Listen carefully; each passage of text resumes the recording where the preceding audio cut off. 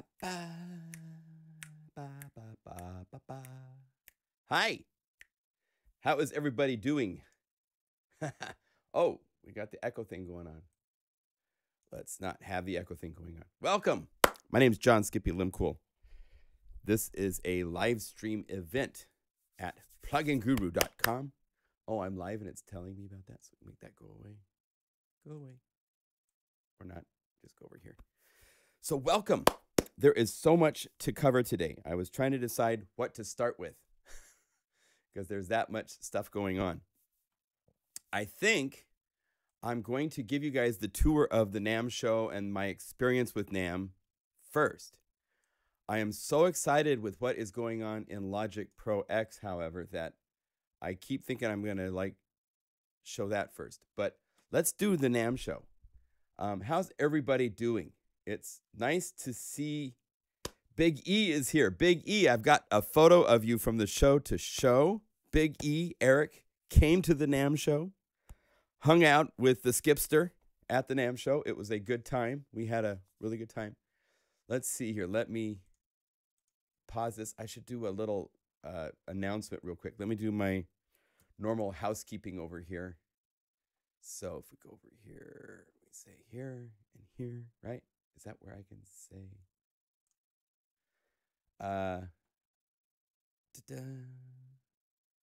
It's not showing. Oh, it's showing it live for that. Oh, shoot. That's okay. It's live the right way on YouTube. It's not the right way on Livestream. I selected the wrong whatever. I don't care. So let's do this. Let me load up the video real quick. So if we go over here, we say movie going to the NAMM show. So this is kind of, the idea is this. I wanted to explain a little bit about the NAMM show, what it is. It's not one of those things that's open to the public. It's a very large trade show. Let's see, let's open this in preview. The floor plan layout of this is huge, and it got bigger this year, and they changed everything around. The main floor that we're going to walk into, I'm walking along this water fountain, and then in here, and we're going to walk by the guitars, drums and percussion. We're going to go down modular synthesizer row. We're going to eventually end up at Spectrasonics. It's a fun little walk I've got. It's 20 minutes, so get ready. It's a tour of being in the NAMM show, like you're going in. I have my GoPro attached to my chest with a strap little thing that I've got.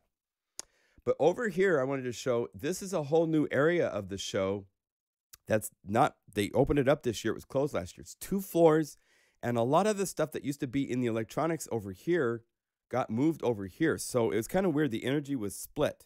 You know, Mo2, Roland, other companies were here, Korg, other companies, Spectrasonics was over here. So the layout was different this year. And it actually worked out okay as far as just they made traffic so that usually on Saturday it gets like really congested.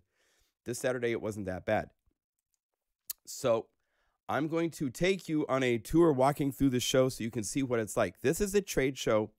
NAMM stands for the National Association of Musical Manufacturers, or North American Musical Manufacturers. Depends on who you talk to.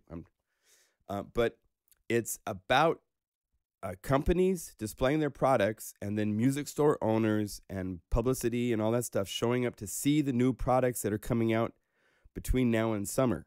And then at summer, there's another NAMM show in Nashville where you see the products and the promotions and stuff companies are going to do for the fall and for Christmas. So it's a chance to see what's new. And some companies will show new products. Waldorf had a new synthesizer there. There's a number of other things. There's some modular stuff that was there that was new.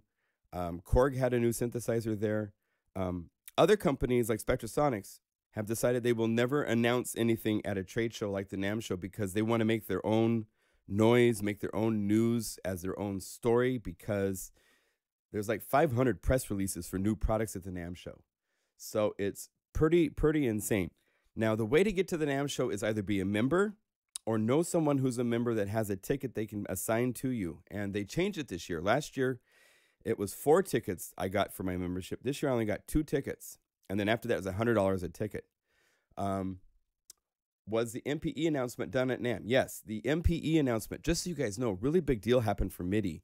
MPE, the MIDI polyphonic, it's allowing you to do like the Rolly stuff, is now adopted into the MIDI spec, which means all companies in the not too distant future should adopt and use that for MIDI specification for their synths. So you can play two notes and like slide your hand up and down with one hand, and the other, that one slides with pitch bend, the other one doesn't. It was really cool. Yeah, multidimensional polyphonic expression. Well, that's one word for it. There's also, they've now called it a MIDI thing, MIDI polyphonic expression or something like that. But it's really cool. So that was at the show. Let's do this. Let's open up the movie. So this is, I'm gonna make this nice and big. Actually, let's go like full screen. So here we go.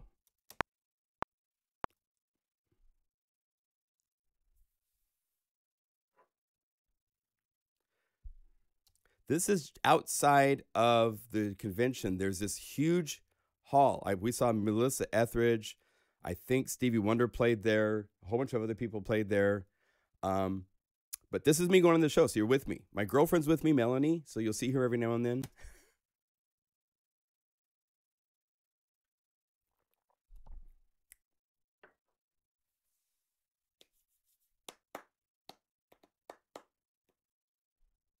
I love how the sound changes as you're walking away from things.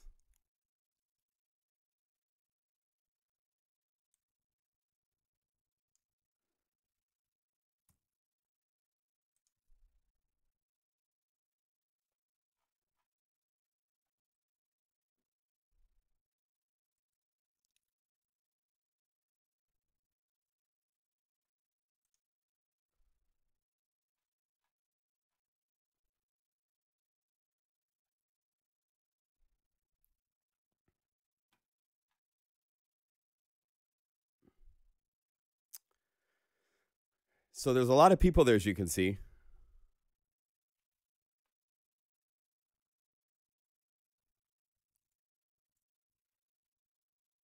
Oh, video does not have sound? Oh, shoot. Hold on a second. Let's see what's going on here. It's supposed to have sound, so if it doesn't have sound, then something's not right. Let me see here. Did I play it wrong?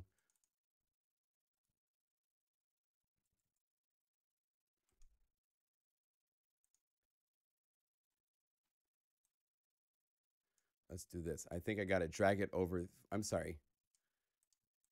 Let's do this. It's over here. Wake up the hard drive.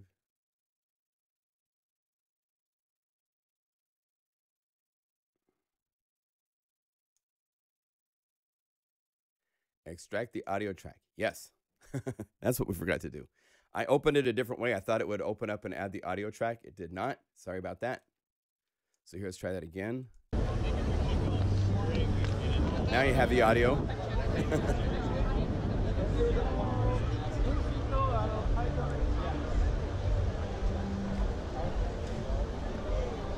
So this was the first year where they had metal detectors. So it was much slower to get in. During the show, you have to stop.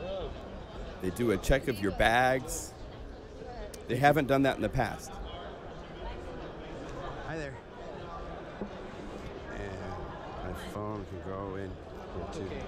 I had a camera, I had my GoPro, I had a nice little cozy kit. I got a really cool bag that I liked for the trip.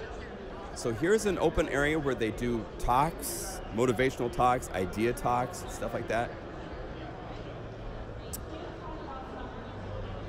You'll see me checking my watch from time to time.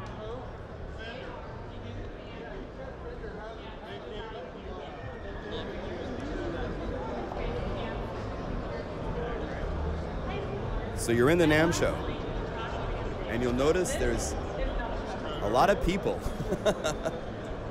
So here they are having a little idea talk. So just follow me. I'm going to kind of just walk. So I got to be at Illy about 30 minutes. Greg Filling Games was playing at 2 o'clock, so I wanted to wait. There's escalators going up to a floor above.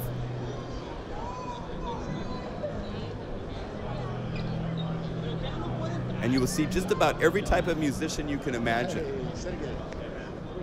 From punk to hip hop to techno to everybody from around the world comes to this. I mean, it's kind of a gathering place. This is my 28th year of going. So, yeah, music begins here. Here we go into the show.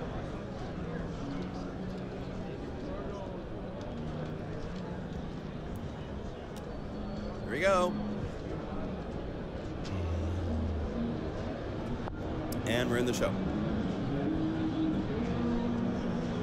And each little booth is a different company showing their products. Huge booths, small booths.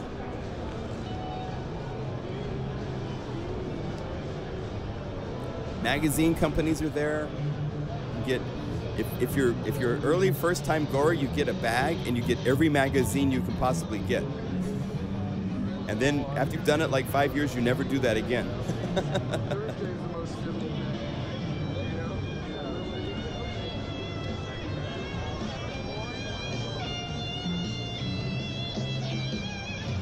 Getting down all by, 3 people watching. There's the girls' guitar booth on the right.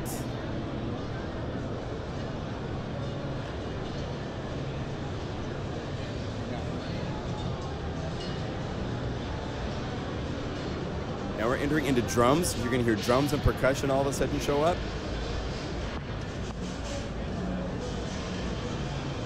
Everybody brings their sticks to play the cymbals. The wall of cymbals from Sabian.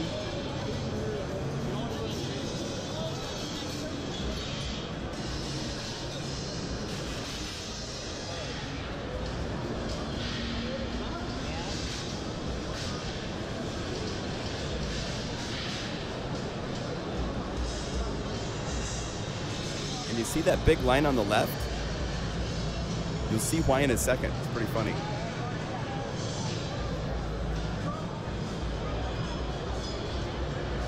Somebody popular. Or they're just somebody. It's a whole bunch of drummers signing drum heads. Check this out. Including, I think, the drummer for Green Day. Some other drummers.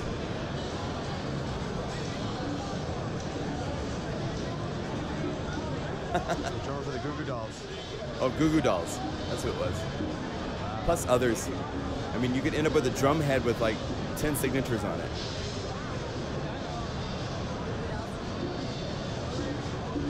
So there's lots of this kind of stuff.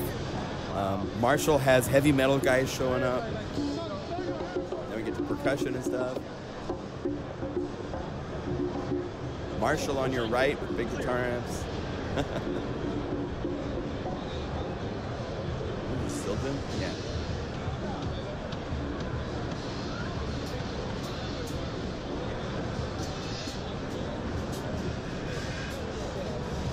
So it's just insane. It's massively huge. This is just a small part of the trade show. And this is just drums and percussion and stuff. You see some guitars. There's a downstairs area, which is like where... moving like the wind. The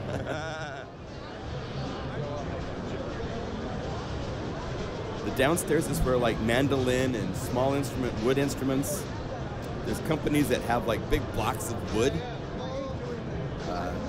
Hang drum. There's companies with hang drums and stuff downstairs. Big companies, small companies. A lot of Chinese importers for circuit boards and stuff downstairs, you know? We're in band instruments. See brass on the right and left. Oh, mariachi players.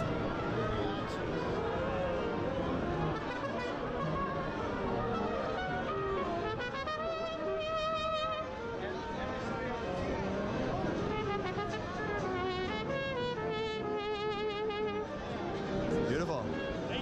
As you see, he pulled off his mouthpiece. Hey, Kid Anthem. We're at the NAMM show. So you walk around with your mouthpiece. If you're a sax player or a trumpet or a brass player of some sort, you just pick up anything and play it. So you can try out the new instruments. Just bring your own mouthpiece.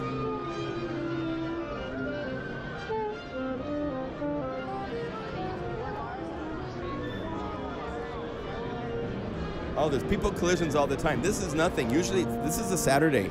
They've made this aisle bigger.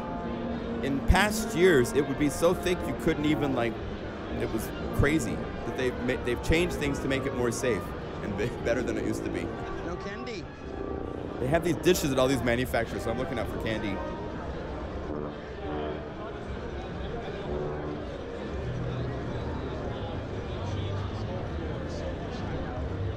Yeah, David Allen is, maybe he's not Ken Em. I thought that was Alan Pauly. Maybe not. Sorry, David. One thing about eyeliner, it makes your eyes always feel like you're about to cry. They put eyeliner on me today for some reason, so I went along with it.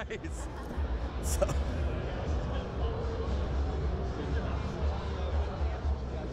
Now we're entering into electronic land.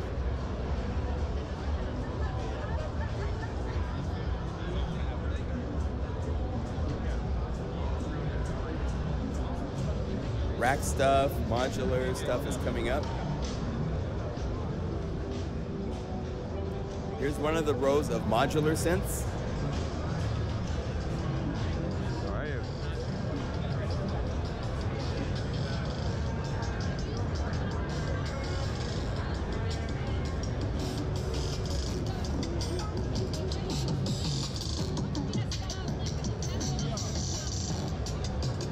So guys just set up their gear, show off their new stuff.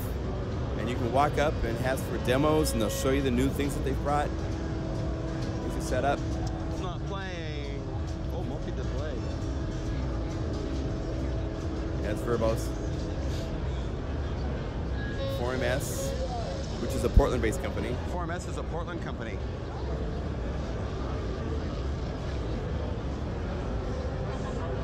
David Rosem is here on the left. He has the Proteus Z-Plane filters in a modular, which is crazy. Really cool.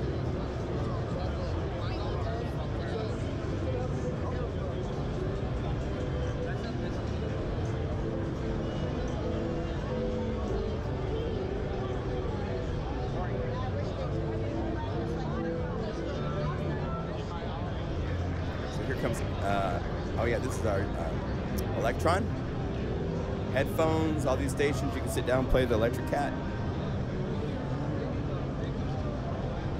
DigiCat, I guess it's called.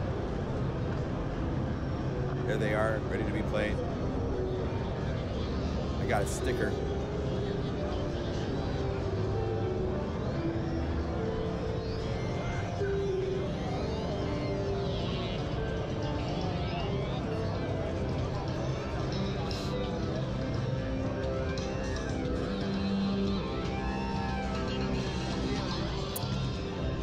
I got a demo from her earlier on that MIDI guitar controller.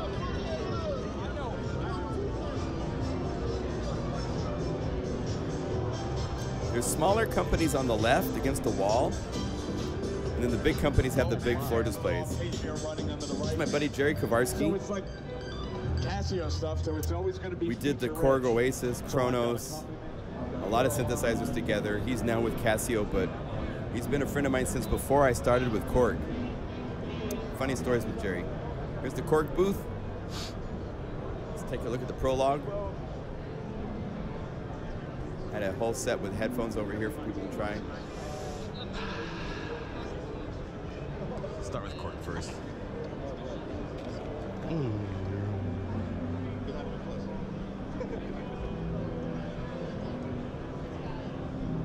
Sound good? Huh? Sound good? Time will tell, right? Oh, yeah, exactly. And Waldorf is now distributed by Korg. So here's their little corner where they had the Quantum. There it is. The want factor is huge with this synth. It sounds like nothing else. Granular on samples with 16 notes of polyphony, touch display, 2 analog filters and a digital filter that can do some amazing things. I think there's 6 envelopes, 6 LFOs, 5 effects. think retails $4,200, something like that. It was the highlight of the show for me, as far as just new products.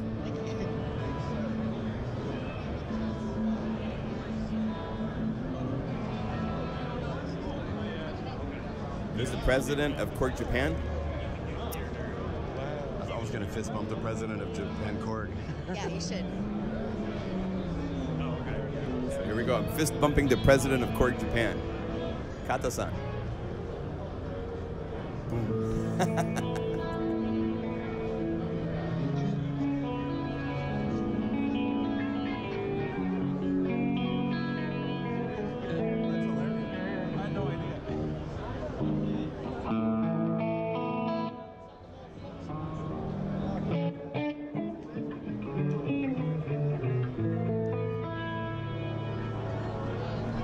Video yet too, so I took 3 times to do this, by the way. Walking all the way out there and then doing the walk. So I'm gonna go by Arturia and then end up at Spectrasonics, and then I'm done. And then I have Quantum a is insane. In 10 minutes or 15 minutes with. It has a really beautiful sound. That's Spectrasonics where I stopped. Okay,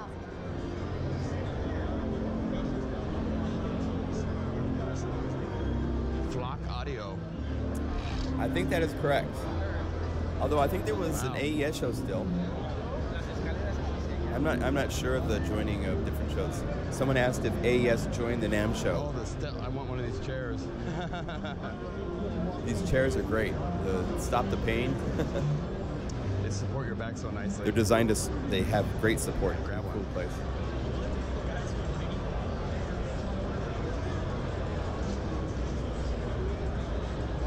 So on the right's more modular stuff.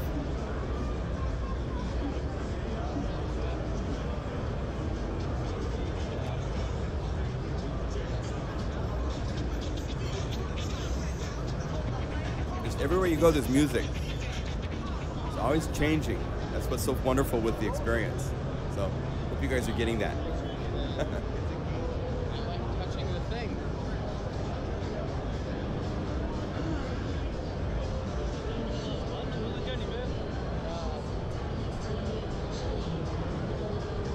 Look at ear monitors. Look at those mixers. Touch screen, huge. I'm gonna walk through the DJ thing. Here's Pioneer, their DJ gear. This young kid was DJing. It's really cool. Check it out.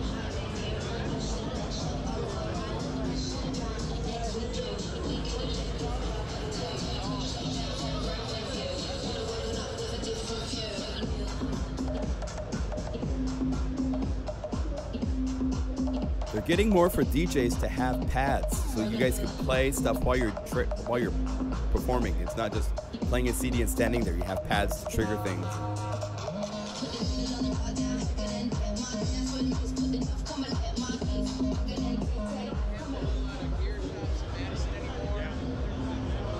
There's Melanie. Baby. Yeah. Yes. Don't know if you trust buying something from them. Yeah. Let's go to Apollo, Universal Audio stuff. Thriller playing.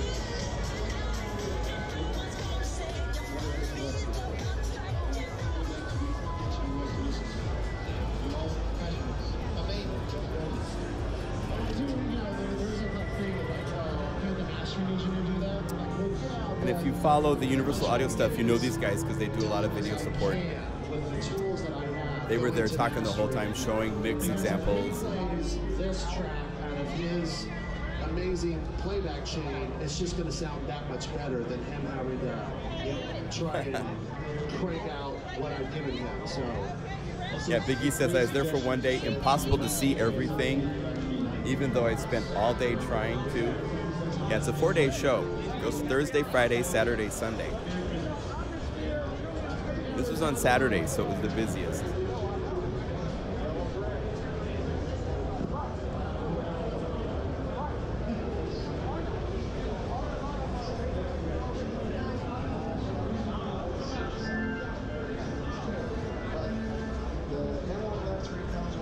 Arturia. Let's go play a Matrix group.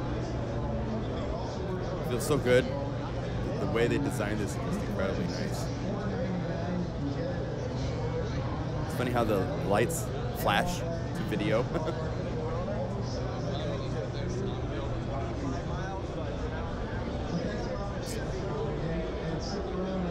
There's the Group 2 with the new rack extension. So with this, you can like take your modular gear with you. It's really a great idea and design. You fold it down and it's got a little case it slides into. Great way to take modular gear on the road or to a concert. There's no way I would take my rack somewhere, but this would be great.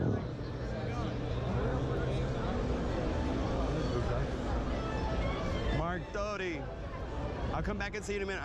I'm making a video, so okay, cool. Just fist bumping everybody. Hi, how are you? I don't know what they. Yeah, Universal Audio had a great booth. And they had helpful people there, so Big E spent some time, got some tips. Here's Ilio. They distribute a whole bunch of companies, including Spectrasonics in the United States. There's Drum Corps, here's AAS, you'll see, from France. Here's the Ilio booth. They weren't doing a show at the moment, but here is this kid here on the right, Anomaly. Watch some videos on the Spectrasonics feed of him. Scary. Scary good how good he is. Talented, doing really creative stuff. There's the Vienna Symphony Ensemble people showing their new percussion library. There you go. Yeah, Anomaly is like nothing else. Yay! I had a lanyard for 64 Audio. So I want to give them a big shout out. My in-ear monitors are from them. They are great. So Eric said, it was really cool to walk around with John, and everybody knows and loves him. It was super fun to see and amplified to me how historic I am. Well, that's nice. Thank you. It was really fun. It was a very fun show. Like I said, I've gone 29 years, I think. 1989 was when I started with the summer show in Chicago. And I'd actually gone a couple years before that because my mom and dad owned music stores. Yeah, it was fun. So that's the NAMM show experience. I got some photos I can share with you. Let's go over here. I'm just going to cycle down through these really quick. So this is fun. This is, just real briefly, this is Ben Dowling and Jack Hotop and myself. We worked as a part of the voicing team at Korg for many, many years. Ben, this cat on the right, is my friend that's responsible for me working with Korg in the first place. I worked in Seattle at a music store. When the M1 came out, I was selling it at a music store up in Seattle. And Korg was immediately swamped because of the success of that sucker. And he's like, oh, I need someone to help me with this. Would you be interested in helping? And I was like, sure. So that's how I did a red-eye flight to New York, did a job interview. They liked my knowledge and said, okay. So I moved to Los Angeles, and that was 1988. So we had breakfast the first morning together. And Jack Hotop has worked at Korg. I went to my interview in New York, and Jack was there. Jack started, I think, with voicing on the DW8000 or the Poly 800. He's been there for a very long time. He's very respected in the industry. He's a wonderful, like a dear brother to me. So here we are, just getting ready for this show. There's Exosun and Kayla. Exosun is a programmer at my site. They roomed at the Airbnb condo that I got. So we had a good time. Here we are, some pictures of the prologue. I want one of these really bad, these harmony drums. Here's like a hang drum that they call the space drum. There were interesting people at the show. Exosun and Kayla both know her from all the different events that they do. Exosun DJs a lot. There's Eric, Abel Mendoza, and myself. Eric Persing, the president and owner of Spectrasonics. Abel's a nut. I got to meet him. He came to his first NAMM show, so it was fun to meet him, walk around with him some. Good guy. There's Big E. Big E in the house at Spectrasonics. So that was a good time. Here's like the Fender. I really like their booth upstairs. They had some really cool. There is Taiho Yamada with Traction showing off to Casey and myself the new version of Wave Razor. As you can see, that's the editor of Wave Razor. They now have a graphic editor coming out for it. So we can actually start making patches without like losing brain cells that bleed out of our ears because of how the original interface was really challenging. So there it is. It's got this whole layout of all the functions. You can literally add 100 LFOs and 100 envelopes, and the interface is like nothing else to accommodate the flexibility of this synth plugin. Abel did a really good walkthrough of NAMM show. Great. This is the NAMM show Old Men of MIDI dinner. This is my 4th year being a part of this dinner. This is Dave Smith. Dave Smith co-founded the invention of MIDI with the president of Roland. Dave Smith is the president. He was the president of Sequential Circuits. He started with the Prophet, like the Prophet 5. He's a monster in our industry, a dear friend. He didn't have a booth this year. He normally has a booth with tequila, and I get a tequila shot every morning to just start the day. There's Jerry Kowarski. I fist bump at the Casio booth. Christian Matriano, we did a synthesizer programming roundtable with him. Ben, Chris Mitchell, who's part of the Roland family from way back. Paul Whiffen, Drew Newman. There's Jordan Rudas. My name went blank for a second. Dear brother, I worked with him at Korg years before he started with Dream Theater and all the stuff that he has now done and gone on to be just this amazing cat. But I've gone to Japan and toured with him, gone to Germany and toured with him for Korg. Wonderful person, dear friend. Here we are at the forum that we had. So there's Jack Hotop, myself.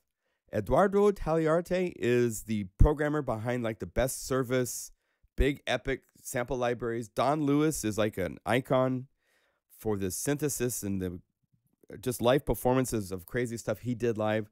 Kurt Otter has a company. He's got some incredible sample libraries for Korg, for the Kronos. He's also the provider of the samples inside of Quantum. So he's put some really cool source in there to use the granular synthesis on. It's just incredible. And Chris Matriano has been with Kurzweil for many, many, many years. Now he's still with Kurzweil. He's consulting with other companies as well. He's worked on like the patches for the new Novation synth that came out. He did the voicing for that. So here we are speaking, talking, looking funny. That's my highlight picture. And that's after the talk. It's really fun. Abel crashed the picture, so we got Abel in the photo for a shot. Now, just some photos from the NAMM. I went around with a fisheye and had fun taking pictures of modular stuff. So this is a really cool company called 2HP.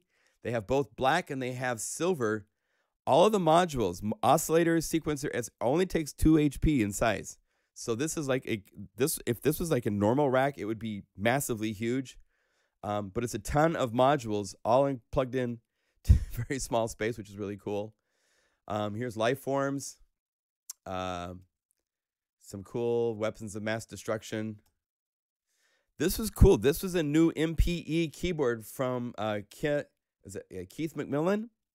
And it actually has keys, so it looked even easy. It played even easier than like the Rolly. The Rolly is more an art statement. It's got a different feel. These were like more hard plastic, but they responded and did MPE keyboard controlling, and it's not as expensive as a Rolly. So it's hooked up to Equator. It's playing Equator properly. So there's new things coming for the whole multi-polyphonic expressivity. It's the future. It's really cool what's happening. So that was fun. Looking down on the Quantum, there's the interface, part of the interface. It's got waveform display, and you can have it so it's like sweeping through, and you see that little red line as it's moving through the waveforms. Here's the Morpheus Z-plane filter from Dave Rosen. It's incredible. He's got it truly sussed out. It's all multi-dimensional modulation of all the parameters of the filters. Really impressive stuff. Really excited for him. BT playing on the Quantum. Sabian, got to do a high five in front of the Sabian symbols, right? This is Arnie Schultz. Arnie did instant score for Omnisphere. He's the sample provider. It's epic in our library, in our musical community. He did sample editing work for lots of companies, lots of this stuff in Korg, or actually in Korg, mostly even in Roland, are edited, sampled by him. Diego Stacco is a dear friend of mine. I take portraits every year of all my friends. I run around with a 50 millimeter 1.2 lens and take pictures. Greg Fillinganes at the Spectrasonics booth, just rocking it out. And you can see there's the award right here. Spectrasonics won actually 2 awards for Keyscape, being chosen as the software musical instrument of the year, both for SOS readers, which is a public, like voting by the public, and then also at the Tech Awards that were put on by the NAMM show. So congrats to them. This is Robert Dudzik. Robert Dudzik is the sound designer that is working with me for Percussive Volume 2. Later this year, we are going to knock you guys out with what that would be like. Percussive 1 was synthesis and stuff. Percussive 2 will be using samples, and he is providing the samples. It's an honor. There's Greg. I worked on records with Greg, sitting there programming a DX7 while he's jamming on Patty Austin records 27 years ago. So I've known this dude for a long time. Everybody calls me Skippy. Greg calls me Peanut Butter. So there you go. And here's 5 of us. James Bernard, I've worked with him for years at Korg. Now he's with Spectrasonics. He's doing artist relations. Jack Hotop, Eric Persing, Diego, and myself. So it's fun to have a picture with all of us. Portrait of Eric. Big smile. My girlfriend, Melanie. We had a great show. It's fun to have someone with me. This is up in the Roland booth. They made a special booth for all of the... It's just a show-off booth, right? But it's pretty cool to see that many of the new Moog SE02s and the TR09s and all this stuff in a really cool, display like this. How'd I get the name Skippy? I got the name Skippy when I first started with Korg. I was doing a product demonstration in New York, and I was on stage showing an inexpensive MIDI software. The actual sampling software was licensed from Yamaha and had a card. You could plug in a card, and it actually did a cool thing where it could actually play the sounds on the card on other MIDI channels. And we had a little micro floppy, little 2.8-inch micro floppy disk drive, and I made a sequence called Blind Date. And I'm showing off how cool this little $300 license from Yamaha module and like selling these guys on it. And I'm all animated and everything. And afterwards, one of the other product specialists, Jeff Gastineau, he goes, you don't act anything like a John. You act a lot like a Skippy. And Jack Hotop and Ben Dowling were there, and they heard it and went, oh, Skippy.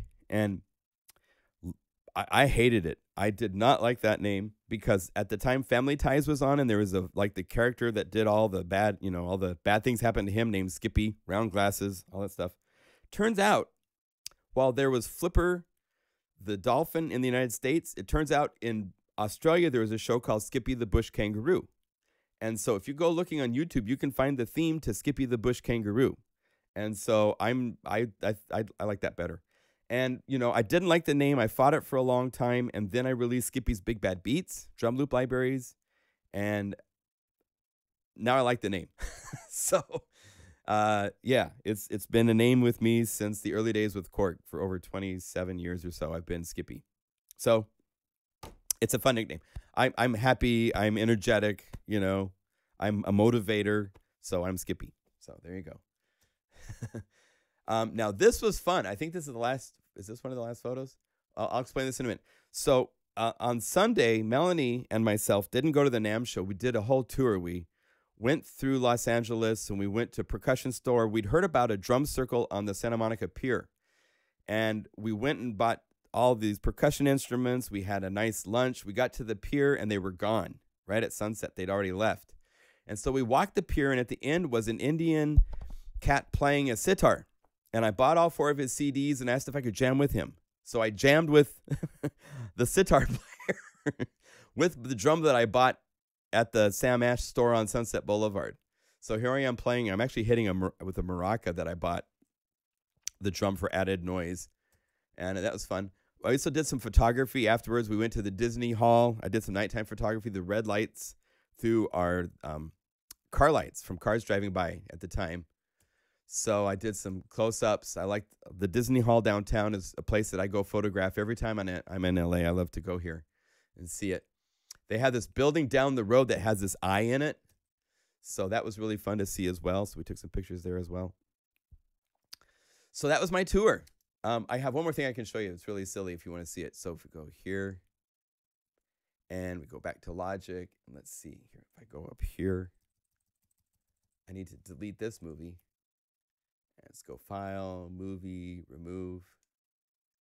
And if I go over here and I say put this in here.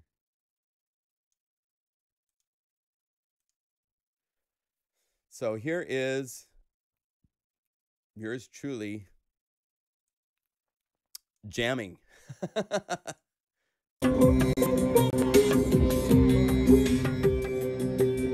Having a good time jamming on the end of the Santa Monica Pier at night. Wind blowing.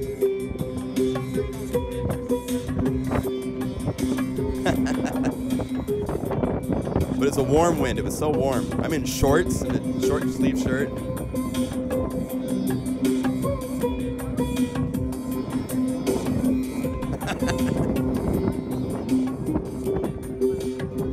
So that's how I wrapped up the NAMM show, was going to the Santa Monica Pier and jamming with an Indian artist on the end of the pier with the drum.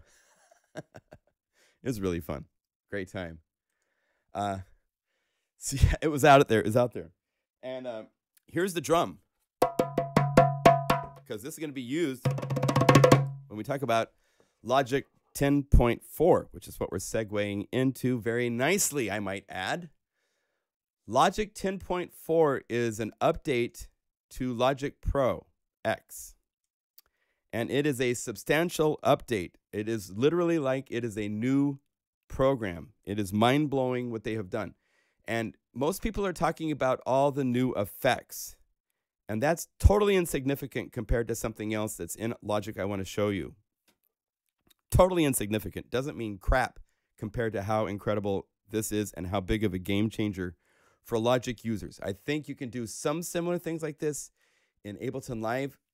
I don't know if it can do it the same way or as easily. This has right here a tempo adaptation options to audio that is just unbelievable, truly unbelievable. I'm going to try to show you. It can do things now where you play something and it will analyze it and make a tempo map based on what you play that everything else will follow. So I'm going to start.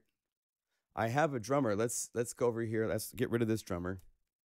And let's add a new drummer. So we have a drummer. So we go up here and hit plus and say, give me a drummer. And let's have this be electronic, just for fun. So I have a drummer jamming along with me. And my tempo's, let's say 100, right? Okay, I'm going to mute him so I don't hear him. I'm going to go up here to record. I'm going to arm record. I'm just going to jam and watch this. I'm not going to worry about tempo.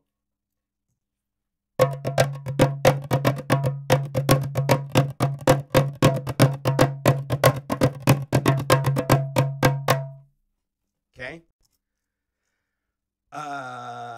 It didn't do it. It's supposed to adapt. It was having this problem before. If there's a tempo map, hold on a second, delete that.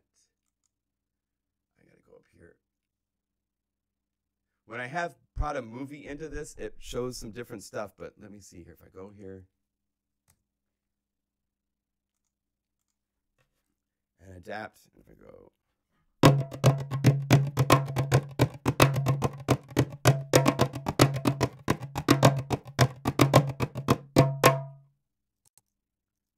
There. So it now has changed the tempo to match what I was playing, and we can unmute the drummer and you'll see.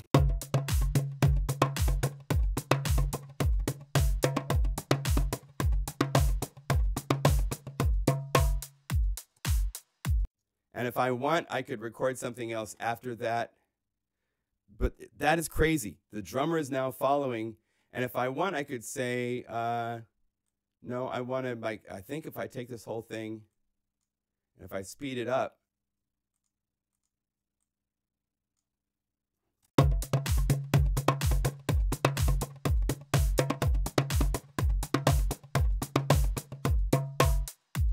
everything follows, including the drummer.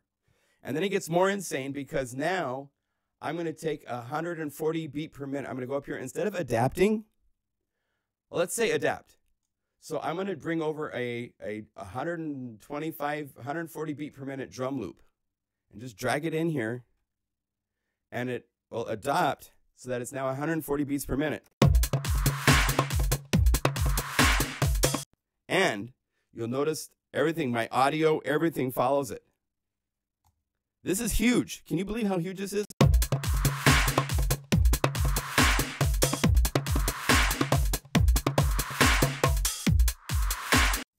Or, let's do it the other way. Instead of adapt, let's say keep. So that it keeps my 124 beat per minute tempo.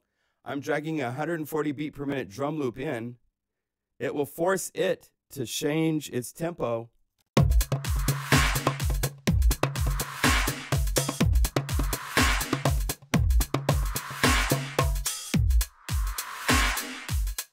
It's insane. So now you can change the feel. If I wanted to, I could mute these guys. I could go up here and say, no, that wasn't the feel that I wanted.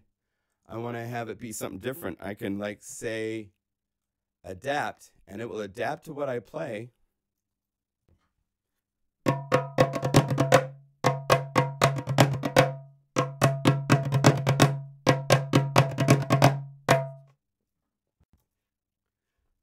Didn't get it. It's tricky sometimes. I'm got to do it one more time.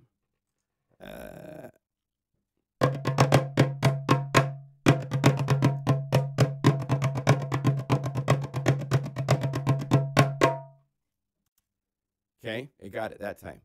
So unmute these guys, and they automatically will follow.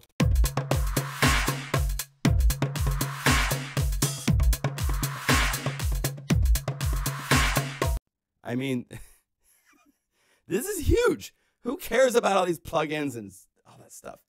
This means that I can take a 125 beat per minute loop, and I'm on adapt, which means when I bring this in, it's going to force it to be 125 beats per minute and add this to the mix.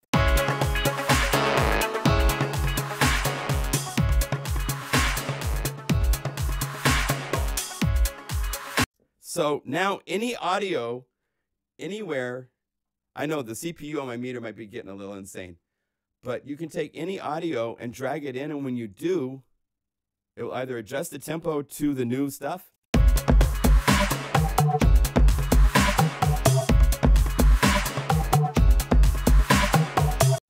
or we can do the other way around and we say keep the existing tempo, drag that same audio in, and now it will change the audio automatically in the background so that it's at that tempo. So any audio from anywhere, I could go to brass. I mean, all these companies sell all of these loops. You can now go, I need a guitar part. Drag it in there and it will work. So to me, this is just like the most insane part. I don't care about all the plugins. I mean, how many more reverbs do you really need? But to be able to drag any audio in or perform something, and then it becomes the tempo that everything else, all these audio guys, let's mute these. Let's try it with a different sound. So delete this. Let me get back a little bit. So I'm going to record a tambourine part.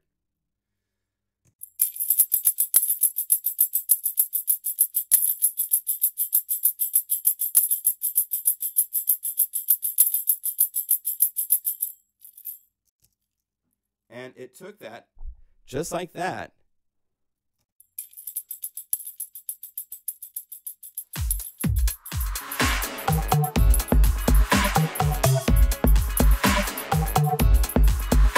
Okay, it's not that tight on that example, but you get the idea. It has the ability to do some crazy stuff where you decide the tempo, the feel. You can put stuff in that's not supposed to be working together, and it just works together. You don't have to like turn it into flex, adjust the tempo based on the locators, and now change the tempo. It just automatically does it when you drag anything in. So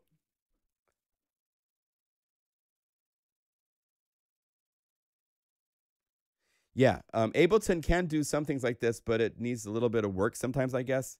But this is like back in the days when I saw Acid for the first time, and you were able to just drag anything in, and it kind of worked, and the sound quality didn't sound great compared to this sounds great. The audio quality is great.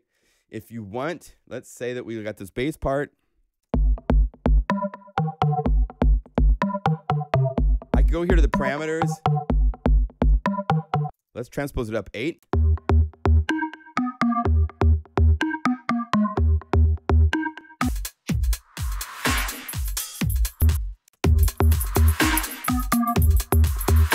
I go, no, that's not the right tempo that I want, so I'm going to just take the whole thing and slow it down to like 106. Turn off solo. Let's mute my tambourine since that wasn't so hot.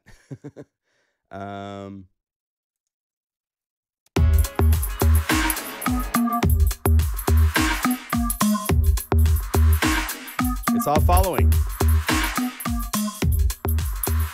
So that flexibility is really groundbreaking to me, more so than the plugins.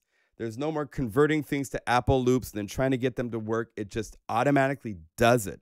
And that's massively huge, bigger than any of the silly plugins and stuff that they have that are cool. But this is like so far off the scope.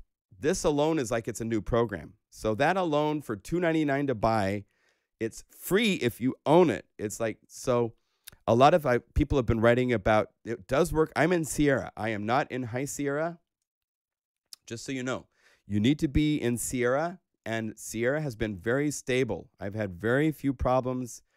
I would say the water is pretty safe to upgrade to Sierra. Don't go to High Sierra. File formats change. It's been a while, and I know people that are using High Sierra, and it's working. So just like that, yeah, you don't have to acidize anything. It just happens. So that to me is like maybe the biggest thing inside of this plugin is that you've got this ability now to just, bam. Thank you very much. You know, whatever tempo you want, play stuff in, drag audio files from anywhere. If I needed a guitar part, just so you check this out. So I have a sample libraries folder. This is how I organize my sample libraries folder. I have company names for the companies that have lots of things. And when you get to drum loops, this is where I put all my drum loop libraries, all the libraries that I've got, right? And I have a lot. I could go, if I go to instruments, then I have both instrument samples and I have instrument loops. I have special effects loops, stuff like that. If I go to instrumental loops, I have like funk guitar. I could take like a guitar part and drag this over and loop. Let's just see what happens.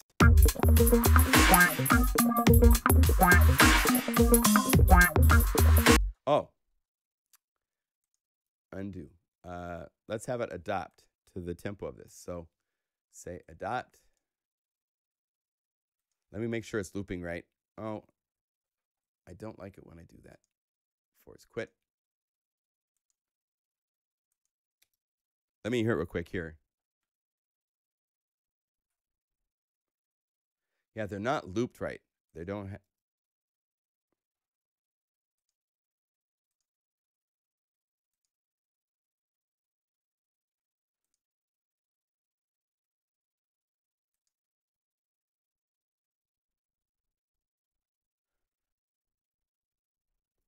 Let's try this. I don't know if it's going to adapt or not. This is kind of a tricky audio file. Yeah, it didn't adapt it. They have to be, you at least have to have the audio files looped in the first place, and these are not looped in the first place properly. But if they're looped, if you go to Complexito loops, synth loops,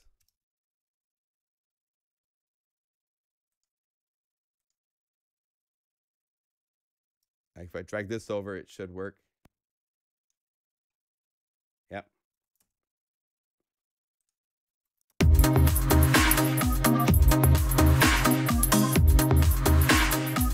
It did it. So you get the idea. It's just everything on your hard drive that's loops that are looped properly. They're set with tempos and stuff like that.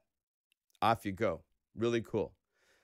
So I'm really excited with that part of Logic. Again, that's just one part of it though, right? So let's look at the other things that are really big. For one thing, the plugins, you can now click and resize them.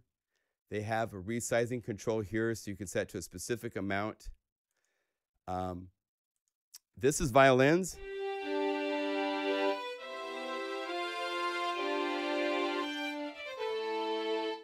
And what's cool with these is here's your articulations, and there's a lot of articulations. So staccato.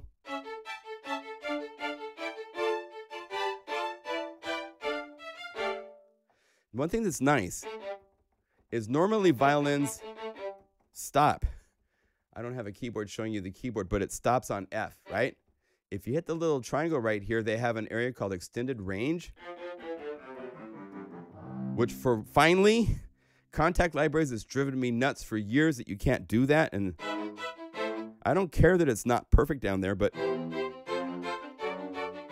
right? You can click here. You have all the different sections. You could go to cello.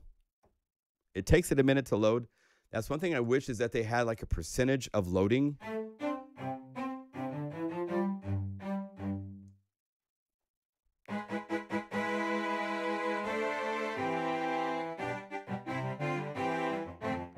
You have access to release.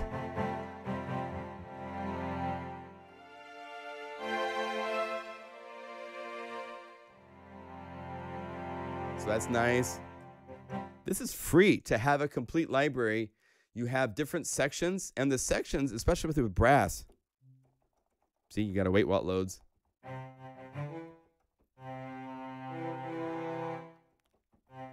Here, I think it's windowed by across the keyboard, the different sections. And it's still loading.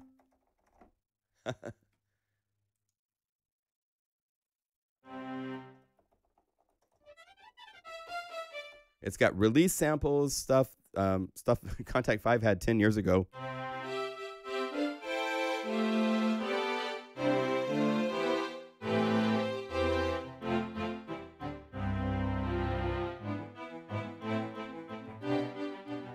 So you have a string library with all sorts of articulations and different ensembles, violas, violins 1 and 2. That's one plugin. You've also got brass, so studio horns. And this has some cool things to it. The trumpet, currently it's monophonic.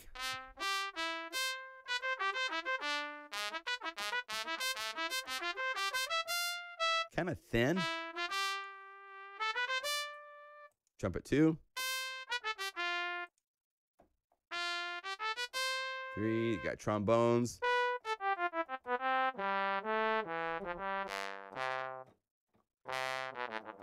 Saxes.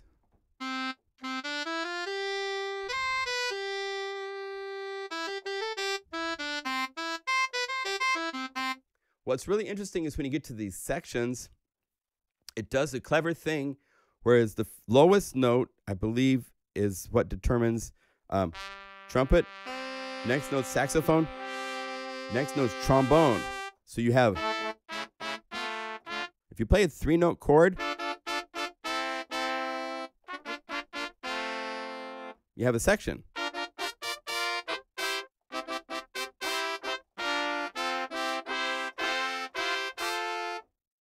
Yeah, so that's cool. They added also a mellotron as its own monophonic instrument. It used to be, it was hidden, I think, in the EXX24.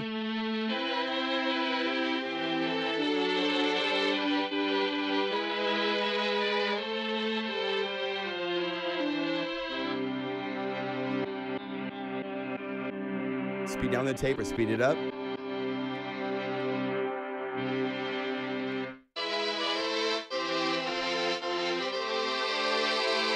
You have a blending.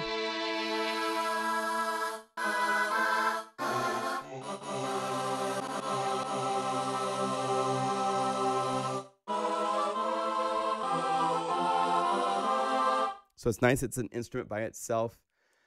Other things that they've added here, I don't think there's so much to the synths beyond that. Let's do this. For the next thing, I'm going to load up Ultra Beat. I'm going to show you some of the effects that are happening. So Ultra Beat has a whole bunch of drum kits. So you could say fizzy beats.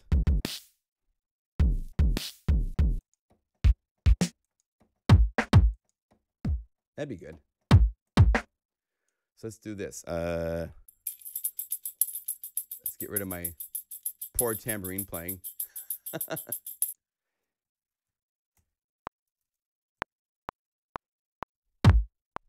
Let's see. I'm going to just have a groove going, right? So delete one more time. And let me go here and say I want to have a click. Metronome settings. Let me set this up. Recording. Count in 1 bar. Allow tempo changes during recording. I like that. So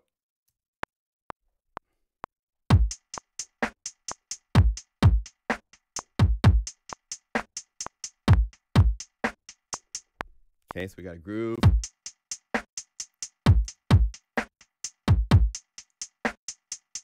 So the new effects that they've added are pretty cool. The first that's really cool I will show you is the reverb. 2 reverbs have been modified. First, Space Designer has a new interface. I haven't gotten totally used to this yet, but you still have the dry and the wet controls. Oh, did I mess up?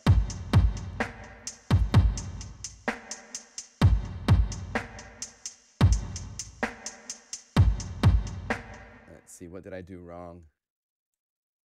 This is 4.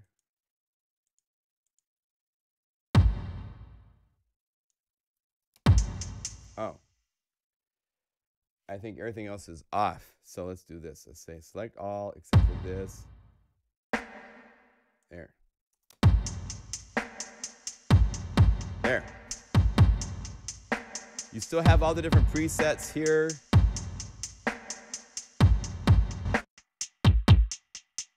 It's a little bit easier to understand the enveloping you can do.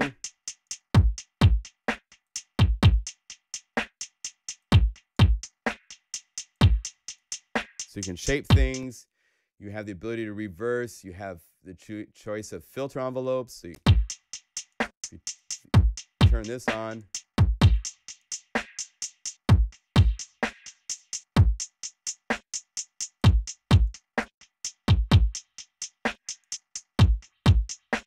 So you can do all sorts of cool things. Its interface is easier. And it now is vector graphic based, so you can click and drag. So that's nice. The new reverb is kind of interesting. It's called Chrome Verb. It looks like this when you call it up. It's got cool fountains flowing. You have all sorts of different algorithms because it's algorithmic reverb.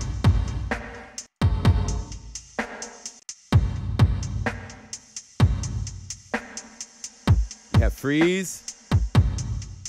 When you change this, you'll see that the fusion goes away.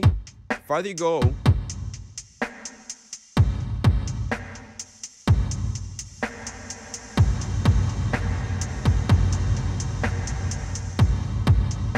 now, this is your input filtering, so you could shape the filtering before it hits the reverb.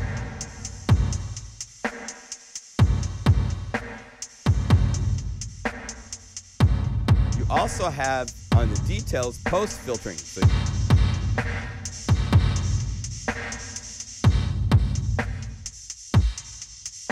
you can shape it here.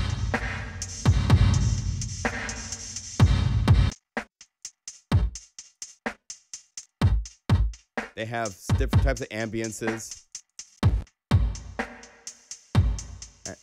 I just like high diffusion is really a cool sound.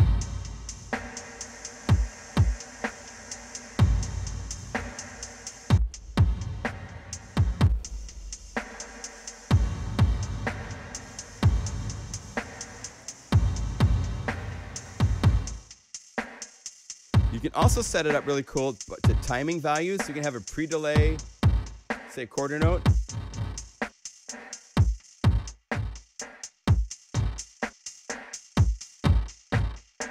You can even have the decay be time based, so it's like a half a beat.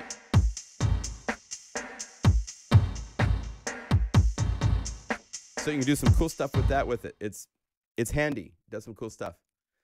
So that's that. The other things added, I found these to be big CPU hogs. Here's EQ.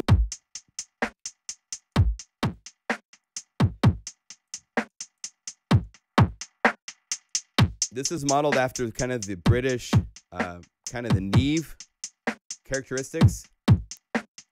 They also have EQ in the vintage EQ collection. Graphic is like an API.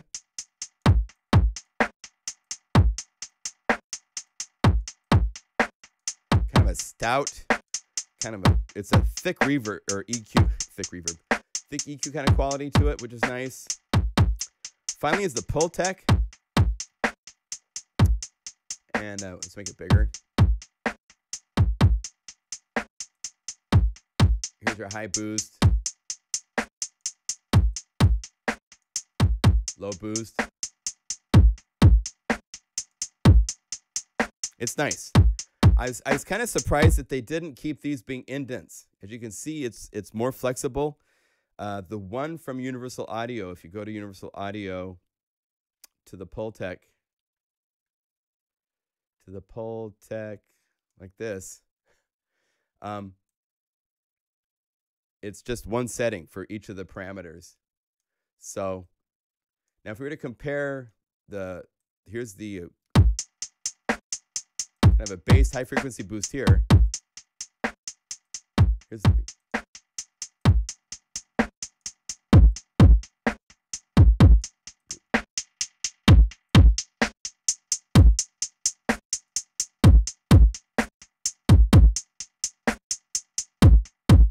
let's try to get that over here, get that high end to sound nice like that. No. Have the bandwidth be smaller.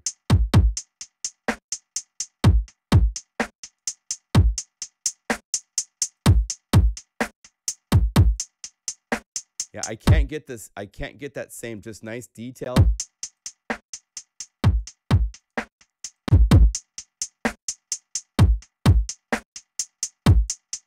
I mean, if I fuss with it and stuff, but you can hear a difference between the two. I like that. That's not bad, but its boost is it's about this. Yeah, it's about the same 9 dB. You can also use the Pultec from UAD just to pass through. I had done that for years. I used to have a TubeTech EQ unit. Actually, no, the compressor limiter, the stereo compressor limiter that I would just run a mix through with no settings, and it sweetened it so nicely. I miss doing that. I used that when I made Noisebox. Some other things, let's do this. Let's make a synth sound real quick, because we're going to get into the fat and all that stuff. So let's call up Omnisphere. And I'm going to call up something from, let's say, Del Norte. Let's call up a synth sound. So we go to synth.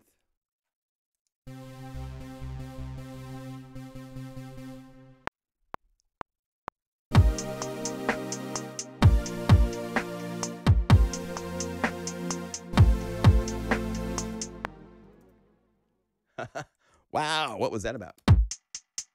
Oh, let's see. Quantize to 16th notes, and it's off. I don't know why everything's off, but there we go. Okay, so the other big effects.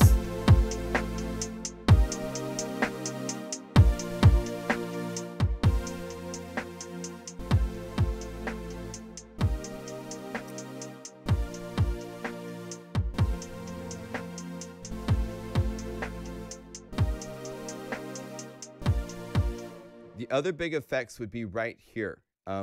These used to be Camel audio effects.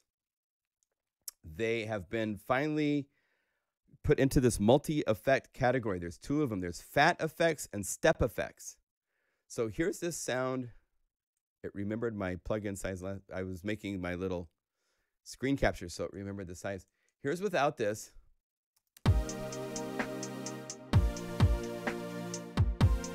Here's with it.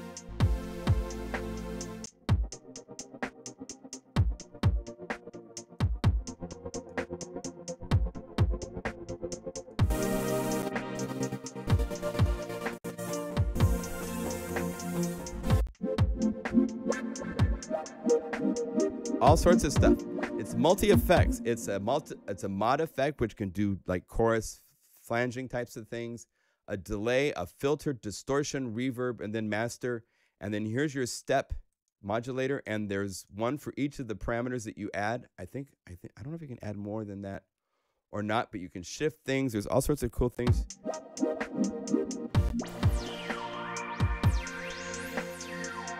If I take this,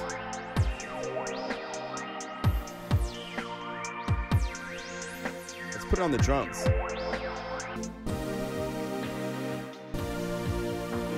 Mute this.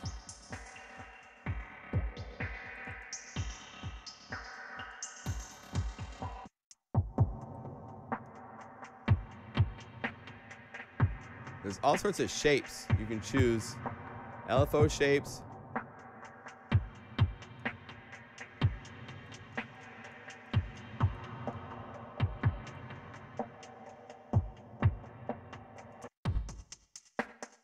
So it's really cool to take a pattern. They have different categories. You can say warped.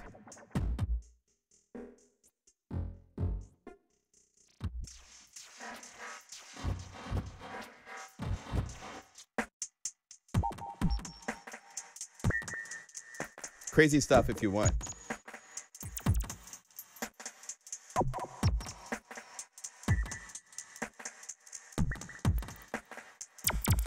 Oh, it added all this stuff to the drum machine. Let me turn this all off. Let's see here. How do I say get rid of this?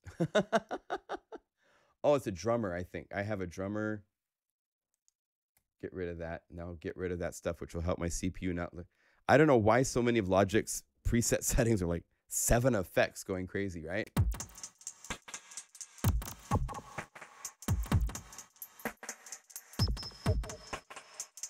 Okay, the other multi-effect added is fat effects, which is more of things for treatment of bass enhancement, distortion. There's a bandpass, filtering.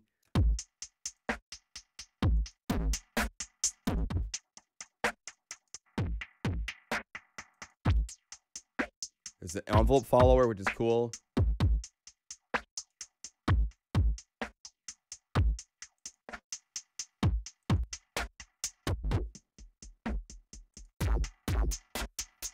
So you can do some cool treatments. You know, do that and then run it into step effects.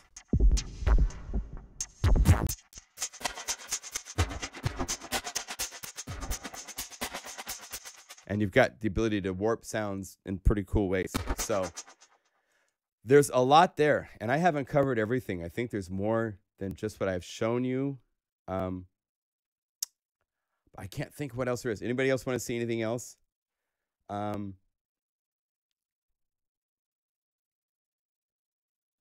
Yeah, molecular is kind of similar in nature to what these are. These are these are really cool effects by Camel Audio, and so it's really nice and welcome to see them added as a free update, which is crazy, to Logic. So the value for, I mean, look at this list of synthesizers. These are all the instruments that you get inside of Logic Pro X now. I mean, this right here, Sculpture, is like, it's a physical modeling string, car plus strong based, and there's nothing else that makes sounds like this. I love this. I've gone to this for sounds for some of my libraries for Mega Magic pads.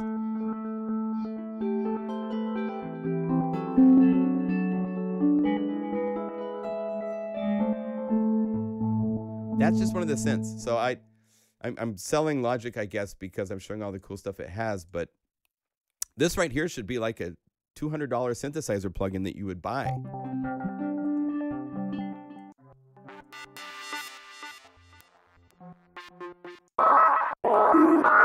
It's crazy. So anyway, if you don't know Logic, it's on the App Store. It's definitely a step up from GarageBand, what you can do with it.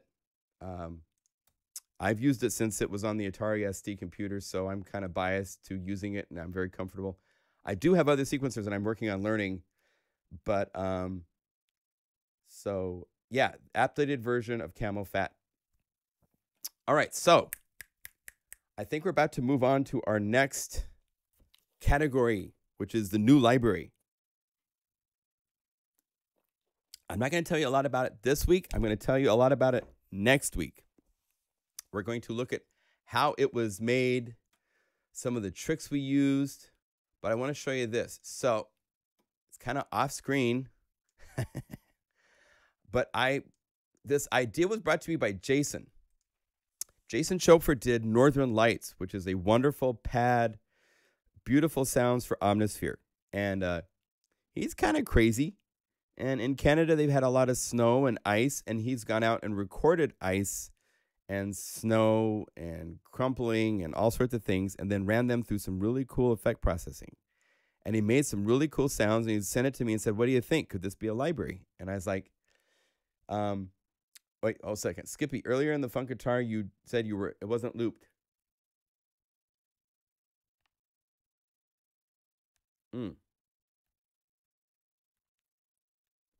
Yeah, Biggie's asking with the loop stuff. We'll do that in another live stream. That requires a lot of times, unfortunately, with older guitars, like that was from Funk Guitar. Any library that you buy today, I think these issues are fixed. This is a 20-year-old library I was looking at.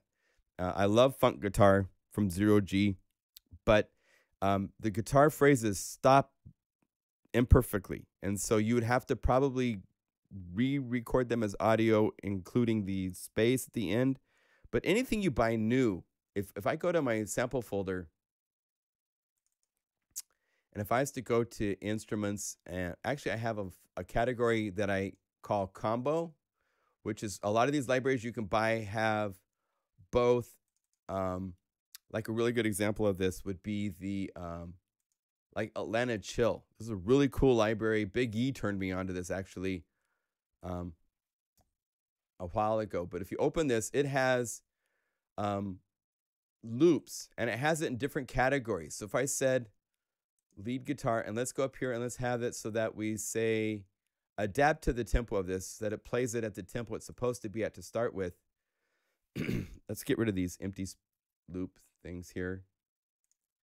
So when I go here and I take a guitar part and I just drag just one guitar and I drag it over here, it will analyze it and yeah, get back to Logic.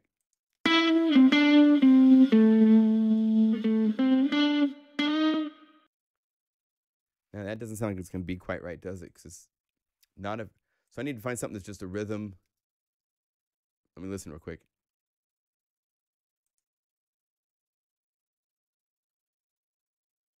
Okay, that might work. Let's try it.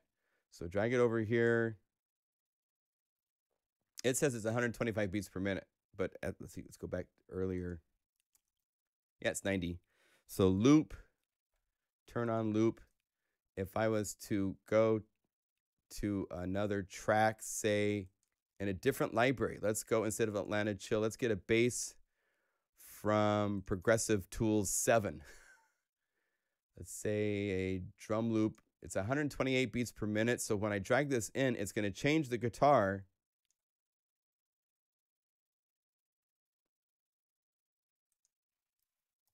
And let's loop that.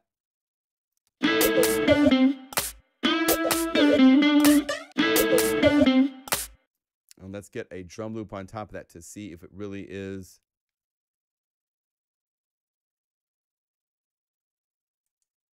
Those are just elements without a downbeat. Let me find something that's got a, oh, Super Life Electro. Let's see, drums. Oh, these are Wave. All the drums are RX2. Oh, come on, you're wasting my time. New disco. Drum loops. Let's say we're at 128, so let's take a 120 beat per minute loop. Okay, let's drag this in, and it's going to adjust everybody else.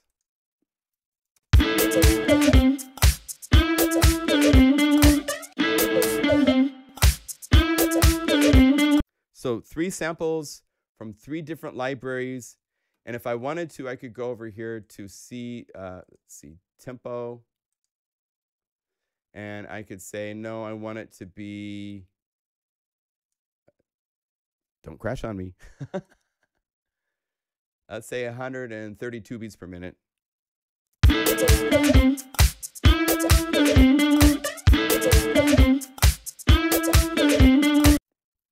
So modern libraries that you buy, you won't have this issue with. Older libraries, yes, I get sidetracked very easily. If you guys ask questions, I'm going to go that direction. I'm sorry. So anyway, that's done with loops and with stuff in Logic Pro X. Okay, let's put a postage stamp on it. But it's a really cool update. It's really cool what they've done. So in Omnisphere, I wanted to show this. So Jason sent me these sound effects that were processed. And I'm like, dude, this is really cool. Really, really cool source. And I said, let me contribute some stuff. So I took and recorded my dog.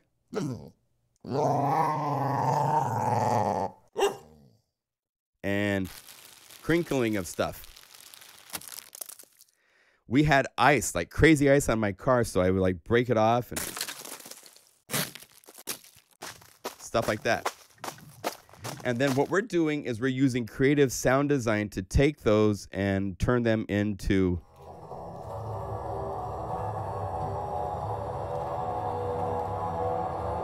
stuff like this. Just the raw samples. And you hear that motion kind of in the pad? Here it is with the stuff that was making it have the bumps in the pad. We'll talk about this next week. We're going to do a sound design texture stuff because this library is texture, sound design, cinematic nirvana. It's just insanely cool stuff. So I'm going to show you. Let's do this. I had a whole demo set up. So let me figure out how to do this real quick. Give me 1 second. So if I go over here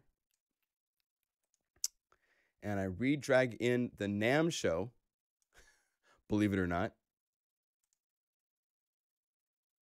Hello. I wanted to drag this in, right? Going to the NAMM. I don't need the audio track this time. Just open the movie. At the end of this, I have some really cool video footage I'll play while I play you some sounds for this library, okay? So this will give you kind of a mixed multimedia presentation. It's kind of the idea. Here we go. So get this started, close that. I want to get over here and I want to call up this, and that's a good place to start, I think. So I hit play.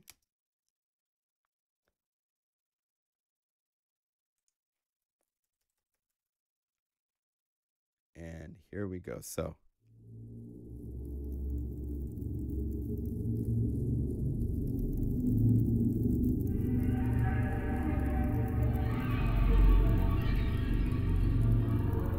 cool.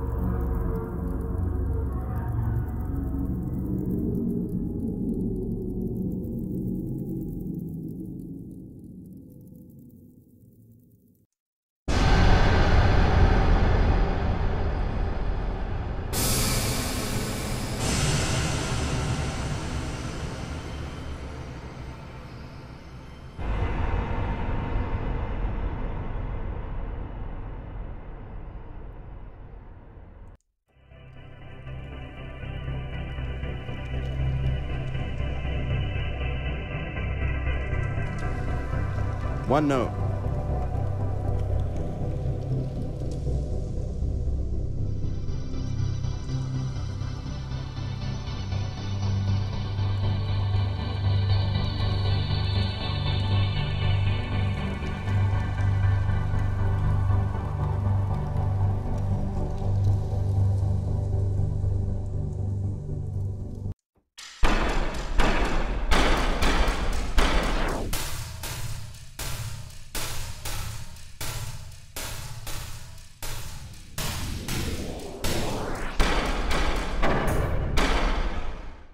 just crazy, crazy sounds. I love this. This is the upside down.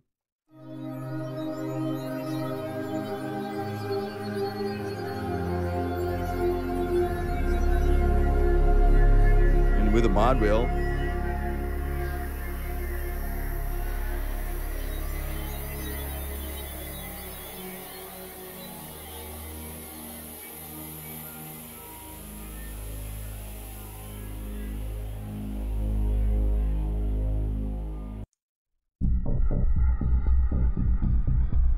So this is coming. More details.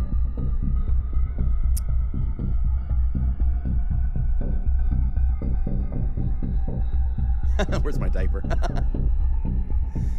Yes, that was the hope. What's the library? I'm not going to tell you yet.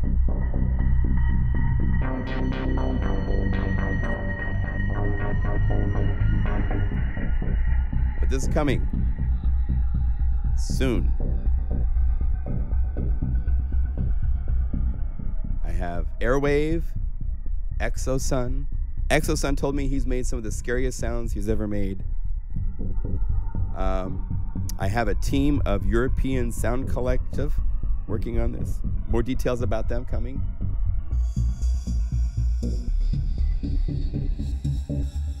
Jason's very excited.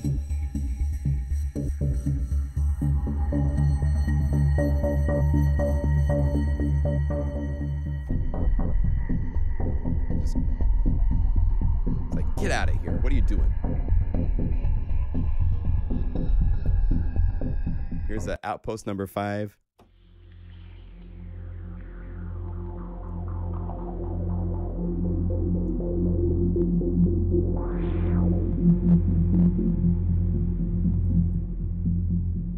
Lots of stuff with multiple envelopes, LFOs. Spending some time doing some really fun. Do you know something about acoustics? We're not going to talk about acoustics right now. We're talking about that.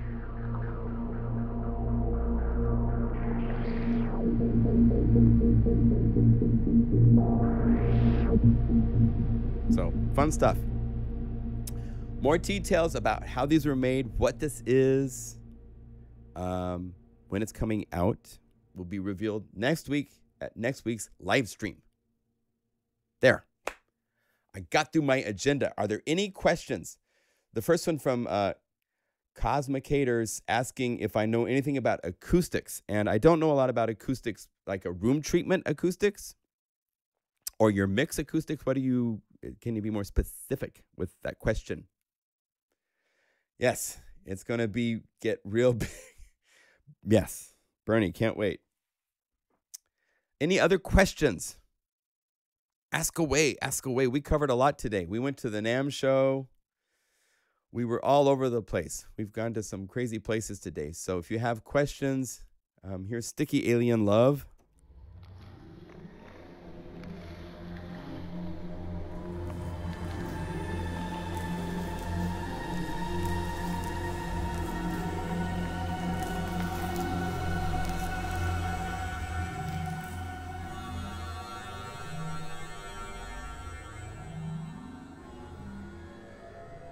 So people have asked me to do a library like this.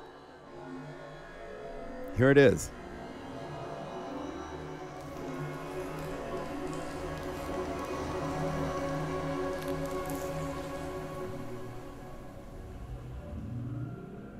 Crazy stuff.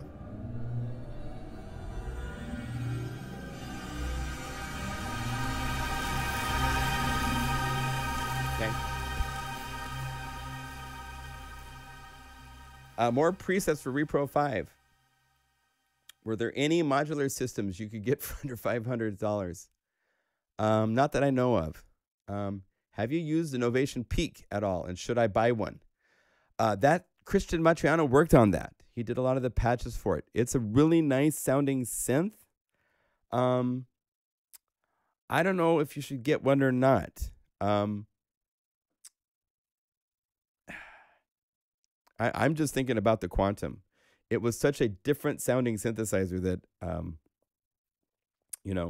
there's software synthesizers that can sound like a Peak to a certain point. There's not that much that's in the unique category that it can do. and it's a nice synth. If you need a nice hardware tabletop synth, it's a good option. But I don't know if I would give it a strongest of recommendations. Is Repro as analog as Diva? Yes, it is. It definitely is. I did a library recently for Repro that came out. We could show that for a second, since that is kind of like the new library that has. I've gotten such great feedback from you guys, so thank you for that. Check this out. It is such a wonderful sounding synthesizer. Let's go to the presets. Here's the power pack. I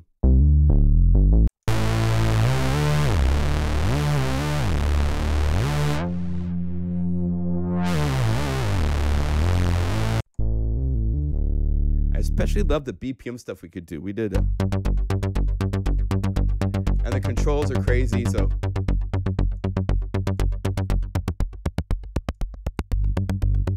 I mean, you can get all sorts of sticky analog. It really has the snappy quality of the Pro 1 from Sequential Circuits, which is what it's modeled after. And what's fun, here's the sequencer with what it's doing. If you put this to record, let's just do it. Let's just see what that does. So play. Then you go over here, you can tie things together.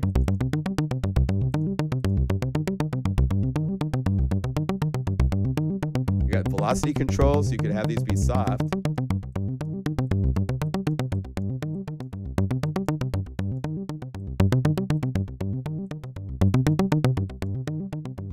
Then go over here and have velocity control the filter.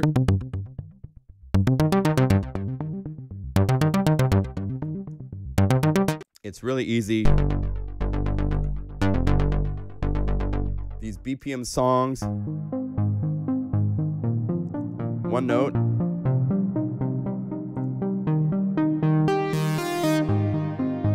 Just use the mod wheel.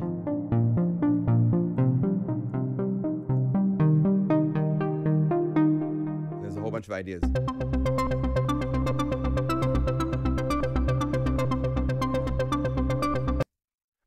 Undo that. What did I do? I deleted the wrong thing. Oh, one thing that's really cool that they added to the whole system is undo and redo for plugins. So if I called up, say, where am I at?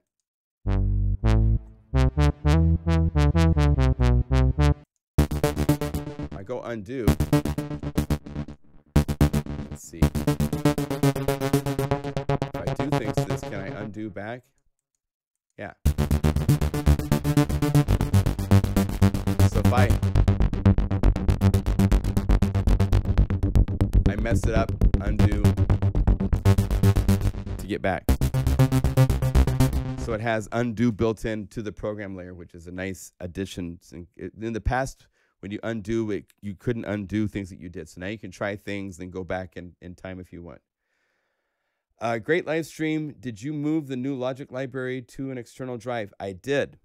I'm using the symbiotic link so that if I go to my sample mass, to that sample libraries folder, you'll see that there is an Apple Logic Pro samples folder.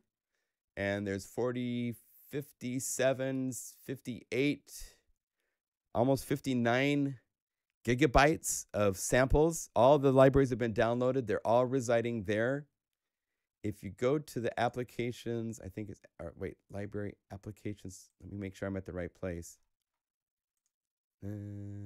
Application support. Logic. As you can see here, I have created by first moving. Say that I want to do this to, this is the plugin settings.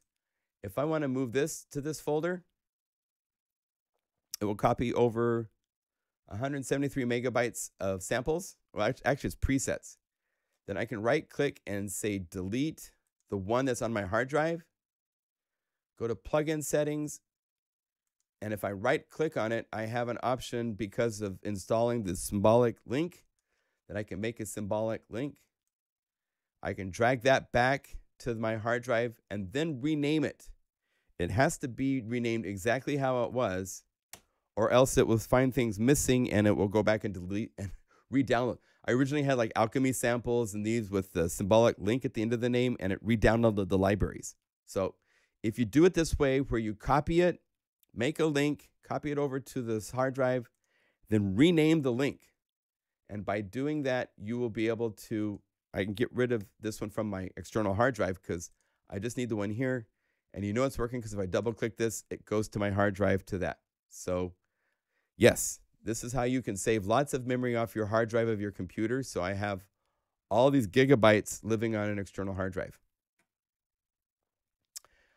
With the repro library you demoed, yes, that library is available right now on the website. And I want to show you that not only does it have 64 patches for repro 1, all of these, there's also 64 patches for repro 5, which comes when you buy repro, you get both 1 and 5. And the presets for repro 5 were really cool. These basses with all the unison.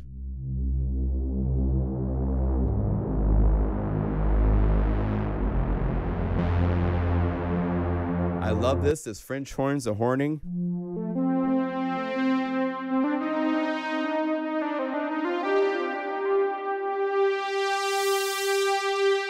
I put that in a track I'm working on, and it was just like, oh my God, that sounds so beautiful. So there's stuff like that. There's lots of cool synthy things, Game Boy.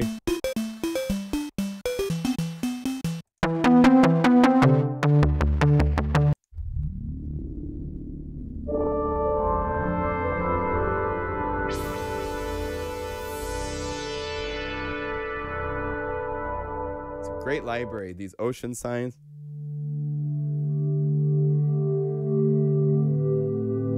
This is using the filter with resonance as well as synth sounds.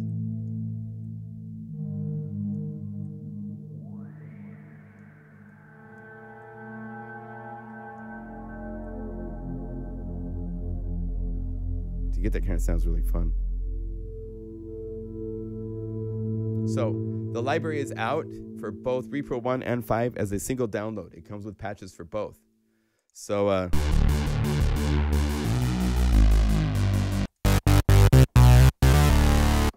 came out really great. Really happy with it. Any other questions? Let me see what's going on in the chat. Omnisphere 2.4 issues. I haven't had any yet, and I've been writing music with it and so forth. Yeah. Look at the chat questions again. Harold, what did you ask? Would you take a virus over a peak? Yes, absolutely. The virus has many more modes of synthesis. It's integrated more deeply with the workstation so that you can plug in a virus and it shows up, transfers audio to your system. It has a wonderful plug-in editor for storing patches. And the variety of sounds, I think, is greater than peak. If I was to choose between the two, I would definitely take a virus. Any other questions for the day? The 3 and 4 step mod on 2.4. Yeah, so let me tell you real quick what's happening with 2.4 of Omnisphere, which just came out. I can't upgrade yet because we're in the in development stage of a library, and I didn't want to make something that required everybody to upgrade to 2.4. So the guys that I have working on this new library are all on 2.3 still. But you're welcome to go to 2.4, and we will be joining you after we are done with this library. After this library is out, we will officially be at 2.4, and you'll be required to have you get an error message if you load them in 2.3. And so everybody will be on 2.4 after we're done releasing what we're working on. But I didn't want to do it this soon. As far as, when you're working this close to having a library done and an update like this comes out, it's not a good idea to force everybody to kind of limits the number of customers type of thing. But we are going to go to 2.4. 2.4 will work with everything all the way back to 10.9.5. I know that they say on the website at Spectrasonics that it only works with 10.10, but I've had discussions. I'm part of the beta testing team with Spectrasonics, and so I'm able to communicate with them. If you have issues with 2.4, send them to me through the pluginguru.com website. Let me know. I will share them with them so that they can. There have been a couple things that have popped up kind of interesting for some people. So, yeah, a lot of people are asking about Hexaract. I haven't gotten an update from the guys yet. The update, I don't think, is out yet. And what can I do if I have no headphones and I want to use speakers? You should use speakers, ideally. Headphones are really hard to use to get an accurate mix.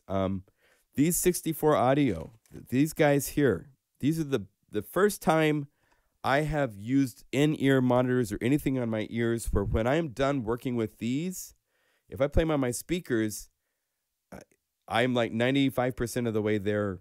I've never had that happen before. I've always had to like adjust and tweak and finalize the sounds from headphones to speakers. 64 audios in your monitors are incredible. I love them. I endorse them massively. So that's one solution. We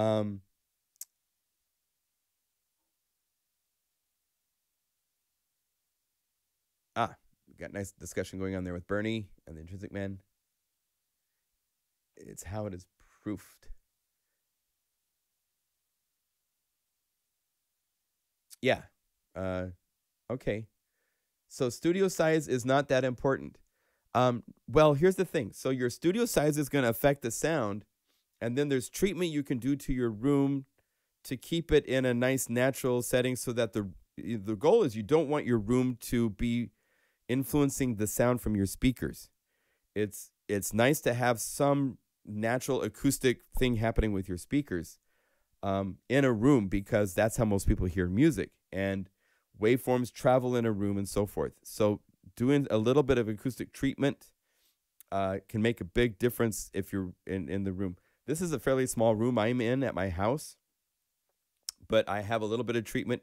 The other thing that I have going for me, I spent a lot of money on my speakers. I have a pair of really incredible Genelecs, and they come with a shotgun microphone and a DSP box. And so it did these tests to my room and then offset things in the actual speakers based on my room. So it tuned the speakers to my room. There's software that other companies make you can buy that do similar things that is great. So I highly recommend looking at that.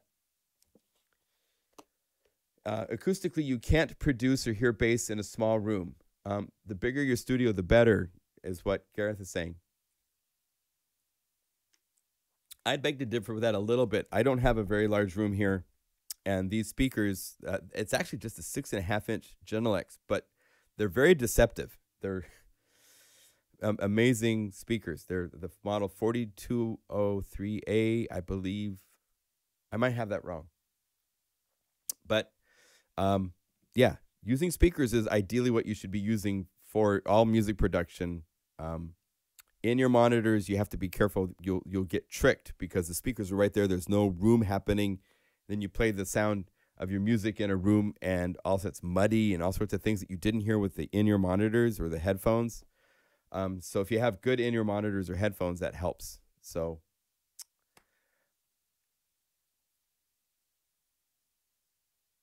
all right, any other questions? We're going to wrap up. Thank you for joining this live stream. I hope you enjoyed the NAMM tour. Hope you enjoyed the 10.4 walkthrough. The audio stuff that it can do now with tempo in regards to tempo and dragging in a loop and having your song match that tempo, or else having that loop adhere to the tempo of your song is game changing because it just does it. I've had very few cases. Usually it's because the audio file is not prepared properly or something like that. Otherwise it works pretty amazingly. All right. Thank you for joining. Let's do our shout out. Everybody shout where you're at. I'll do my shout out from Portland.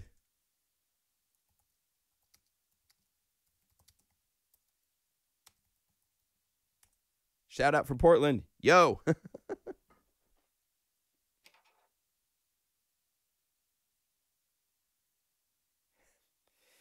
Yeah. Biggie, you got to come over and hear these speakers. It's pretty amazing. New York. Hey, Tim. Welcome. I don't know if I've seen Tim before. Jocko in Long Beach. Intransient in Wales. Waltham, Massachusetts. Holland. Copenhagen, Denmark. Australia. Munich. Ontario, Canada. Quebec, Canada. Shane's here. Hi, Shane. Wales, Norway, Sweden. Freezing cold Calgary, aka Narnia. Big E in Portland, Finland, Camas. Thank you, Bernie. Glad you guys like the live stream. San Francisco, baby. Right on, Sulu. That's cool. Germany. We're worldwide. We're global. Every one of these, it's amazing how many people are everywhere. Thank you, Tim. I appreciate that, my friend. If you have questions, send them to the website. Use the little contact and send me questions for future live streams. I like getting ideas. All right? Poland. Hey, Skippy. All right. Thank you for joining. Have a great rest of Saturday, whether it's day or night. I'm going to go meet a cousin for coffee. So I will talk to you all later. Be well. Groove. Get new sounds. Hi, Michael in Seattle. Good to see you. Awesome. All right. See you all later. Bye.